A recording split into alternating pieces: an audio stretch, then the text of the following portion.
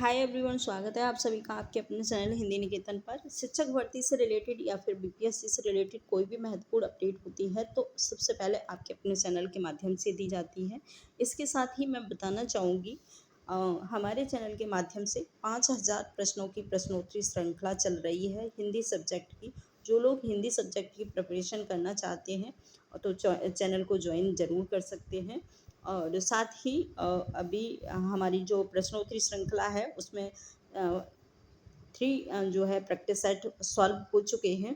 आज ये next practice set start हो रहा है, तो आप लोग इसमें ज्वाइन हो सकते हैं। यहाँ पर आप लोग देख सकते हैं जिसमें आप बिल्कुल फ्री में अपने जो है पेपर की किसी भी वर्ग की, चाहे टीआरई 3 की हो या फिर पुलिस एसएससी की हो या फिर टीजीटी पीजीटी किसी भी मतलब की तैयारी कर रहे हैं आप हिंदी सब्जेक्ट के, तो आप चैनल के माध्यम से कर सकते हैं, वो भी बिल्कुल फ्री में। तो यहाँ से सबसे पहले हम देखेंगे, आज एक नया प्रैक्टिस सेट स्टार्ट किया है और इसमें 35 प्रश्न पहले हो चुके थे और यहाँ से हम 36 से हम स्टार्ट करने वाले हैं। लिखा हुआ है, निर्धन के धन सी तुम आई में कौन सा अलंकार है। ठीक है, आप लोग इसमें सामान्य हिंदी यानी कि हिंदी व्याकरण और हिंदी साहित्य दोनों ही जो है तरह के क्वेश्चन पेपर बनाया जाता है। तो यहाँ से आप लोग देख सकते हैं। और कौन सा अलंकार है, इसमें ऑप्शन दिया हुआ है, उपमा अलंकार है, रूपक है, उत्प्रेक्षा है या फिर अनुप्रास। तो आप लोगों को पता होगा, जहाँ पर सी से सा सादृश आदि ऐसे शब्द होते हैं जिस वाक्य में, वहाँ पर उपमा अलंकार का प्रयोग होता है, वहाँ पर उपमा अलंकार होता है। उपमा अलंकार की हमने परिभाषा नेक्स्ट इससे पहले वाले जो प्रैक्टिस सेट है उसमें दी थी, आप लोग देख सकते हैं। इसके बाद है नेक्स्ट दूसरा प्रश्न है, पीपर पास सरस मन डोला में कौन सा अलंकार है। ऑप्शन दिया हुआ है, उत्प्रेक्षा है, उपमा है और विभावना है और है रूपक अलंकार। तो आंसर हो जाएगा इसका बी सही, यानी कि उपमा। पीपर पात सरिस मन डोला, पीपर के पत्ते के समान। ठीक है, इसलिए यहाँ पर होगा उपमा अलंकार। इसके बाद हम यहाँ पर देखेंगे, जहाँ किसी विषय का वर्णन इतना बढ़ा चढ़ाकर किया जाता है कि लोग सीमा या मर्यादा का उल्लंघन हो जाए, और वहाँ पर कौन सा अलंकार होगा। बहुत ही महत्वपूर्ण ये प्रश्न है और साथ ही परिभाषा है। ऑप्शन दिया हुआ है, अतिशयोक्ति अलंकार है या फिर अर्थान्यास है, विभावना है, असंगति है। तो आंसर हो जाएगा ए सही आपका। अतिशयोक्ति अलंकार में किसी भी चीज़ के इतनी ज़्यादा बढ़ा चढ़ा के उसकी कल्पना की जाती है कि वो चीज़ जो है उसकी जो मर्यादा है हमें मतलब सुनने से ही पता चल जाता है कि जिस विषय के बारे में बोला जा रहा है वो झूठ है। यानी कि इतनी ज़्यादा अतिशयोक्ता उस चीज़ के बारे में बताई जाती है कि अति से ज़्यादा उसकी बढ़ा चढ़ाकर उसकी कल्पना की जाती है। ठीक है, तो वहाँ पर होता है अतिशयोक्ति अलंकार। आंसर होगा ए सही। नेक्स्ट प्रश्न देखेंगे, जिस वाक्य में शब्दों की पुनरावृत्ति हो अथवा जिस वाक्य में क्रमश शब्दों की आवृत्ति एक समान होती है किंतु अर्थ की भिन्नता नहीं होती, वहाँ पर कौन सा अलंकार होता है। महत्वपूर्ण ये प्रश्न है। प्रश्न नंबर है 39 और आंसर जो होगा इसका 39 का सी हो जाएगा। ठीक है,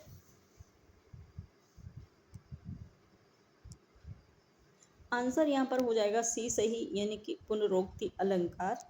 ठीक है, प्रश्न देखेंगे दूसरा, आवेदन पत्र किस संदर्भ में प्रयोग नहीं किया जाता है। ऑप्शन दिया हुआ है, खाली पदों पर, होने वाली भर्तियों के लिए, किसी समस्या के समाधान के लिए, अवकाश के लिए या फिर है अंतर और कार्यालय ज्ञापन के लिए। तो ये पूछा है किसके लिए जो है प्रयोग नहीं किया जाता है, जिसे हम आवेदन कहते हैं। आंसर हो जाएगा 40 का, वो हो जाएगा आपका डी सही, अंतर कार्यालय ज्ञापन के लिए। ठीक है, ये प्रयोग नहीं किया जाता है आवेदन। इसके बाद हम देखेंगे प्रश्न दूसरा, वह चिड़िया जो कविता के रचनाकार कौन है? वह चिड़िया किसकी रचना है?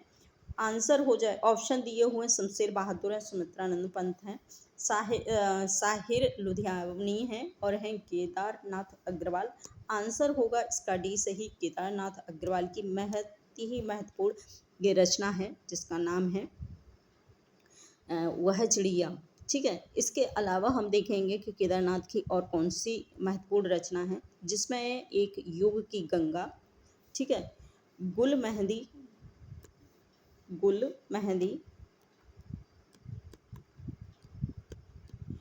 ठीक है, और है जमुन जल तुम, ठीक है, जमुन जल तुम, और जो सिलाएं तोड़ते हैं। इसके अलावा जो सिलाएं तोड़ते हैं, ठीक है, तोड़ते हैं, ये महत्वपूर्ण ये रचना है जिनका नाम है केदारनाथ अग्रवाल की महत्वपूर्ण रचनाएं हैं। आंसर होगा डी सही। इसके बाद देखेंगे हिंदी नई चाल में ढली, यह कथन किसका है? बहुत ही महत्वपूर्ण ये कथन है, आप लोग नोट डाउन कर सकते हैं, बहुत एग्जाम में आता है ये प्रश्न। और ऑप्शन दिए हुए भारतेंद्र हरिश्चंद्र हैं, रामचंद्र शुक्ल है, महावीर प्रसाद द्विवेदी है, ईसा अल्लाह खां है। आंसर हो जाएगा फर्स्ट सही। भारतेंद्र हरिश्चंद्र के द्वारा ये महत्वपूर्ण कथन कहा गया है और कि हिंदी नई चाल में ढली। आपको पता होगा भारतेंद्र हरिश्चंद्र जो है खड़ी बोली हिंदी के एक मतलब क्या बोला जाए सुधारक कवियों के रूप में माने जाते हैं। इन्होंने बहुत सारे ऐसे तथ्य दिए हैं जो हिंदी के कहीं ना कहीं सुधार किया हुआ है इनके माध्यम से, ठीक है। तो वहीं पर इन्होंने एक कथन दिया है हिंदी नई चाल में ढली, और ये जो कथन था इन्होंने 1973 में एक इन्होंने पत्रिका निकाली थी, उस पत्रिका में इन्होंने ये संवाद किया था, ठीक है। आंसर हो जाएगा इसका ए सही। प्रश्न देखेंगे नेक्स्ट दूसरा, जब तुम मेरे साथ रहती हो तो अक्सर मुझसे बहुत सी बातें पूछा करती हो, और वाक्य किसके लिए संबोधित किया गया है? ठीक है, ऑप्शन दिया हुआ इंदिरा, दूसरा है पक्षी चिड़िया, और पुस्तक। ये महत्वपूर्ण जो है किसके लिए कहा गया है ये पूछा है। तो आंसर जो होगा 43 का वो है आंसर ए सही हो जाएगा। आंसर होगा ए सही, इंदिरा। अब इंदिरा गांधी जो है ये कहा गया है इंदिरा गांधी के लिए, और यह एक वार्ता साहित्य का जो है पंक्तियां हैं। वार्ता साहित्य नेहरू और इंदिरा गांधी के मध्य की वार्ता का उल्लेख हुआ है, और तो नेहरू जी कहते हैं कि नेहरू जी के द्वारा कहा गया ये कथन है, जब तुम मेरे साथ रहती हो तो अक्सर मुझसे बहुत सारी बातें पूछा करती हो। इंदिरा गांधी के विषय में है ये, तो आंसर हो जाएगा इसका ए सही। प्रश्न देखेंगे 44, नौ आखिरी पद यात्रा के समय गांधी जी ने शिविर में कितने आदमियों को रहने की अनुमति दी थी? ठीक है, और ऑप्शन है 3 है, 5 है, 4 हैं और हैं 2। तो आंसर जो हो जाएगा 44 का डी हो जाएगा। 44 का आंसर हो जाएगा डी सही, यानी कि 2 लोगों को शिविर में रहने की अनुमति दी थी, ठीक है। प्रश्न है 45, दादी माँ शीर्षक कहानी के रचनाकार कौन है? ऑप्शन दिए हुए हैं यशपाल हैं, शिव प्रसाद हैं, शेखर जोशी हैं और हैं जैनेंद्र। तो आंसर हो जाएगा बी सही, शिव प्रसाद सिंह की ये महत्वपूर्ण रचना है दादी माँ। देखेंगे इनकी और कौन सी महत्वपूर्ण रचना है। इसके अलावा भी इन्होंने अपनी जो रचनाएं लिखी हैं वो है आर पार की माला, कर्मनाशा की हार, शाखा मृग और है मुर्दा सराय भेड़िया। जी महत्वपूर्ण इनकी रचना है, आप लोग चाहें तो नोट डाउन कर सकते हैं, और आंसर हो जाएगा बी सही। प्रश्न देखेंगे, प्रश्न है मिठाई वाला शीर्षक कहानी किसके द्वारा रचित है? ऑप्शन दिया हुआ सर्वेश्वर सक्सेना है, यतीश हैं, जनेंद्र हैं और हैं भगवती प्रसाद वाजपेयी। तो आंसर जो हो जाएगा डी सही, भगवती प्रसाद वाजपेयी। ठीक है। और इनकी जो भी महत्वपूर्ण रचना है वो है हिलोर, खाली बोतल और बाती और लौ। ठीक है। दीप मलिका, और एक और है लास्ट वाली है वो है दीप मलिका। मल्लिका। ठीक है। ये महत्वपूर्ण इनकी रचना है भगवती प्रसाद वाजपेयी की। इसके बाद हम देखेंगे प्रश्न नंबर 47।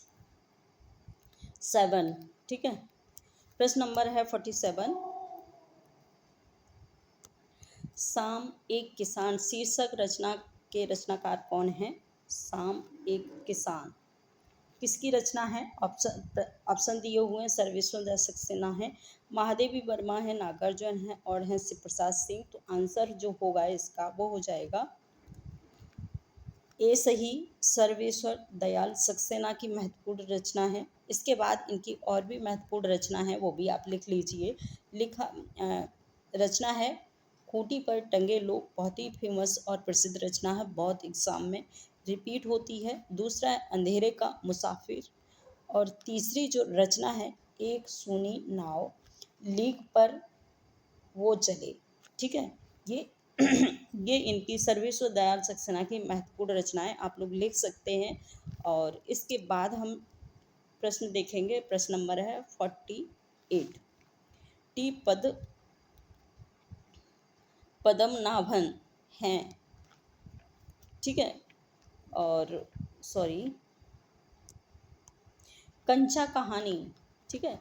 कंचा कहानी मलयालम में लिखी गई है। पूछा है इसके रचनाकार कौन है? ऑप्शन दिए हुए हैं। पहले हैं प्रेमचंद्र, यशपाल, कुमार विचन, और लिखा हुआ है लास्ट में जो ऑप्शन है टी पदम भावन। ठीक है। तो आंसर हो जाएगा टी पदम भावन। ये एक मलयालम साहित्यकार हैं और इन्हीं की ये महत्वपूर्ण रचना है कंचा कहानी। ठीक है। प्रश्न देखेंगे 49 को। लिखा है वीर कुंवर सिंह, किस विधा की रचना है वीर कुंवर सिंह? ऑप्शन दिया हुआ जीवनी है, संस्मरण है, आत्मकथा या फिर है रेखा चित्र। तो आंसर हो जाएगा इसका यह एक जीवनी है। ठीक है। और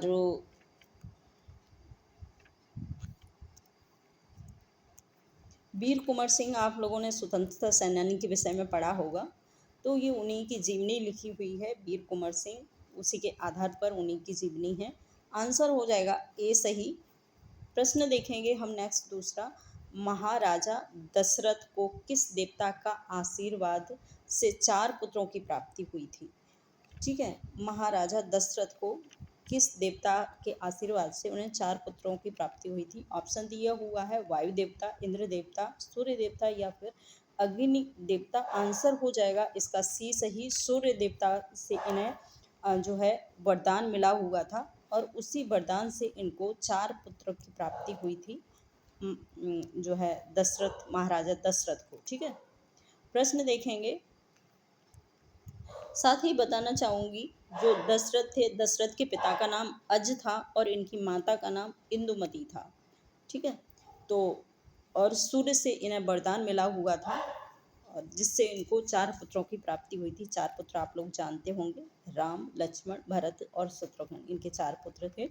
ठीक है। 3 रानियां थी। इसके बाद हम प्रश्न देखेंगे 51 को। राजा दशरथ से 2 वरदान उनकी किस पत्नी ने मांगे थे? तो आप लोग सभी जानते होंगे। ऑप्शन दिए हुए हैं सुमित्रा से है, उर्मिला से, कौशल्या और केकई। तो आंसर जो हो जाएगा, आंसर हो जाएगा डी सही। केकई से इनको वरदान, केकई ने इनसे वरदान मांगा था जिसमें इन्होंने मतलब राम को वनवास और भरत को राजगद्दी, ये 2 वरदान मांगे थे राजा दशरथ से। ठीक है। केकई ने।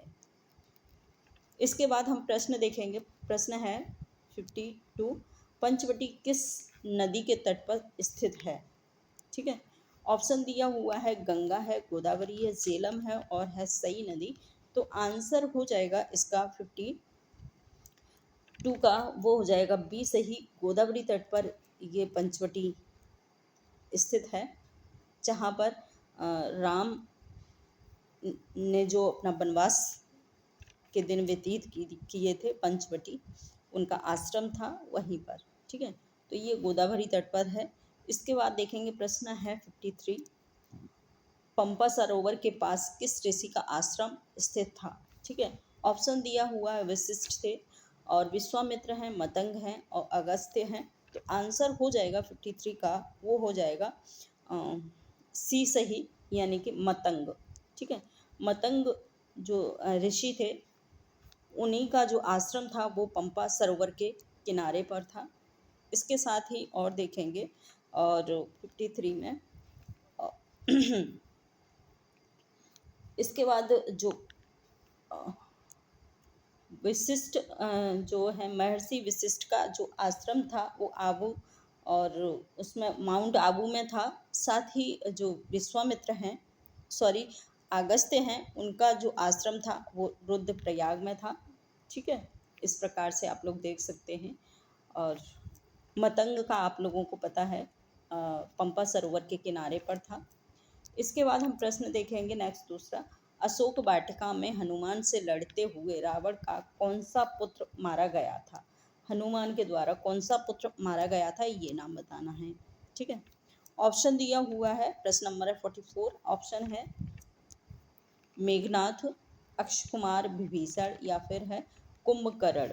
तो आंसर हो जाएगा इसका बी सही, अक्षय कुमार। ठीक है, प्रश्न देखेंगे 55 को, महाराजा परीक्षित के पुत्र का नाम क्या था। चित्रांगदा था, और जनमेजन था, पांडु था या फिर था विचित्र वीर्य। तो आंसर हो जाएगा 55 का बी सही, जनमेजन। ठीक है, जनमेजन जो है परीक्षित के पुत्र का नाम था। आंसर होगा बी सही। प्रश्न देखेंगे 56, और 56 है, देवव्रत को अन्य किस नाम से संबोधित किया जाता है। ऑप्शन दिया हुआ है भीष्म है, विदुर है, पांडु है या फिर है शांतनु।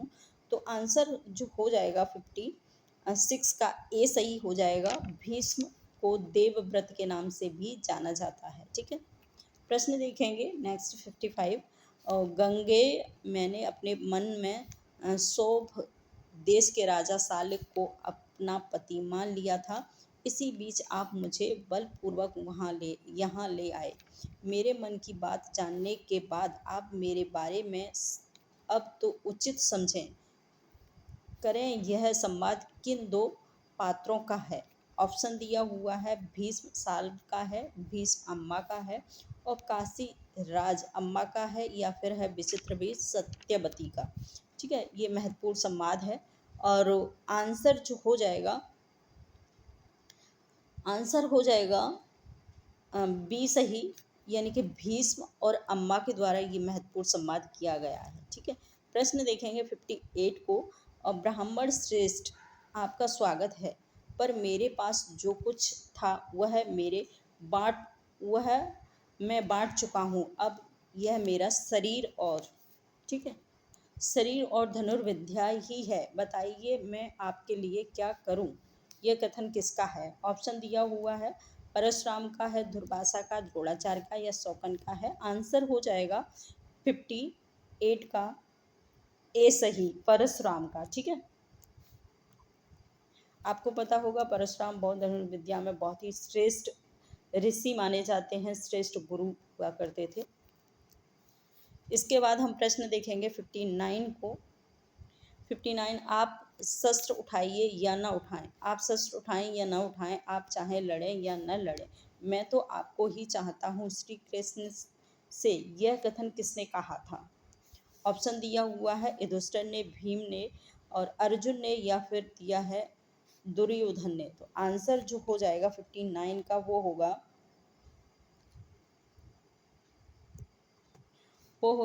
सी सही, यानी कि अर्जुन के द्वारा ये महत्वपूर्ण संवाद कहा गया है श्री कृष्ण के लिए।